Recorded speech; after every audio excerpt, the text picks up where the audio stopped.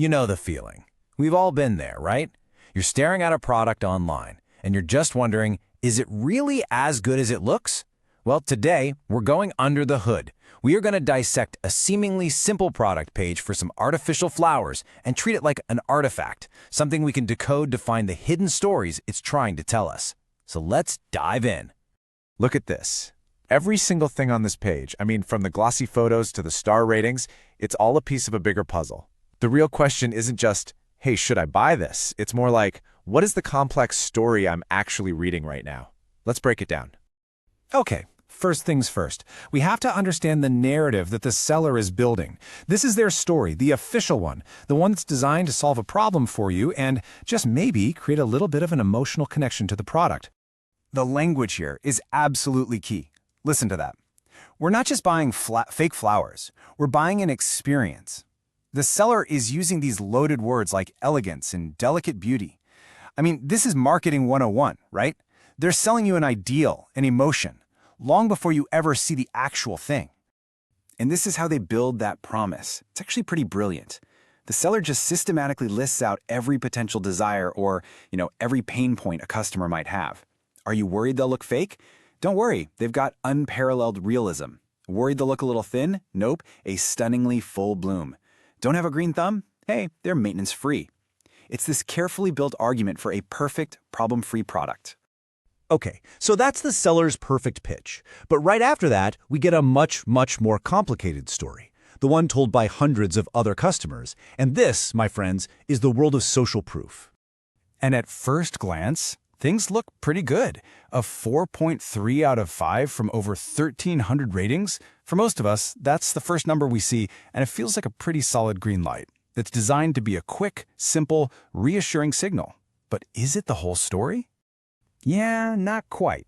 When we dig into the full distribution, the picture gets a lot more interesting. Sure, 2/3 of buyers gave it a perfect 5 stars. But that also means a full 1/3 of people had a less than perfect experience.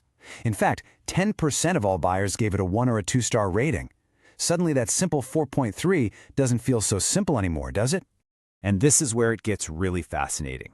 The website's own AI-generated summary of all the customer reviews shows a direct conflict on almost every single key feature. For look, it's both beautiful and don't look real. For how full they are, it's very full and not as full as pictured. This is not a consensus. This is a flat-out debate. So let's see how this debate plays out, side by side. The seller promises unparalleled realism. But a real customer? They say, okay, do not really look real, but hanging them up anyway. That is a huge gap between the marketing promise and the actual reality. And here's another one. We see this all the time. The seller promises a stunningly full bloom, but a shopper says, not as full as pictured, and then adds that you'd need at least 3, more likely 4, to get the look. That's a classic disconnect in online shopping. And finally, maybe the most direct conflict of all, quality. The seller claims premium quality, but a customer reports the exact opposite, poor quality. These were falling apart as soon as I opened them.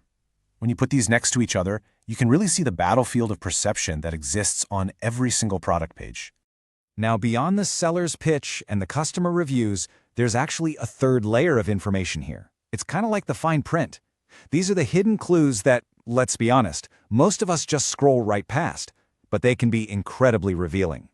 For instance, if you look really closely, who is actually involved in this transaction? The product is sold by a third-party seller called Amio, but it ships from Amazon. This is that classic fulfilled by Amazon model. And just understanding that structure is key to knowing who's responsible for the product itself versus who's just responsible for getting it to your door. And what about this? The free returns policy is placed right there, front and center. Why? Because it's a powerful psychological safety net. By making the whole process seem ridiculously simple, just 3 easy steps, it lowers your anxiety about making a bad purchase. It totally reduces the risk you feel, and that makes you way more likely to click Add to Cart. Here's another little detail. Buried deep down on the page, a Global Recycled Standard certification. For most people, that's just a bunch of jargon. But if you actually look it up, it's an independently verified standard for recycled content and ethical production. For a certain kind of shopper, this little hidden data point might be more important than the star rating itself. So, after digging through all of these different layers, what does it all mean?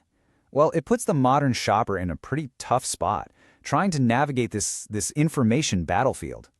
What we've seen is that there are at least 3 different stories being told all at once. First, you have the seller's story, a perfect product that will solve all your problems. Then you have the customer's story, a messy, complex, and often contradictory reality. And finally, you have the data's story, told through all those hidden logistical and ethical details. The savvy shopper has to learn how to read all 3. And really, this isn't just about artificial flowers anymore, is it? It's a whole new framework for looking at every single thing you consider buying online. So the next time you find yourself on a product page, just ask yourself, what are the stories being told here, and which one am I going to choose to believe?